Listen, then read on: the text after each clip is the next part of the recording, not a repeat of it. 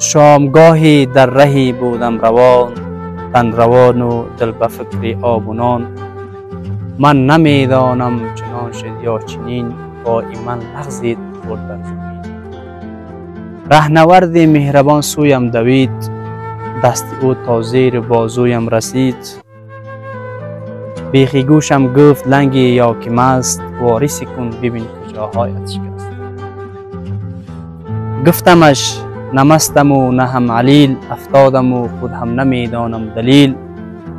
یا کهنه از کفش و یا تقصیر ز پای، دست من گیر برخیزم ز جای.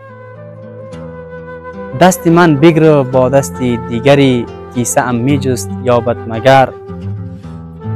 من در این فکر که او مرد خداست، او در این سودا جیبم کجاست.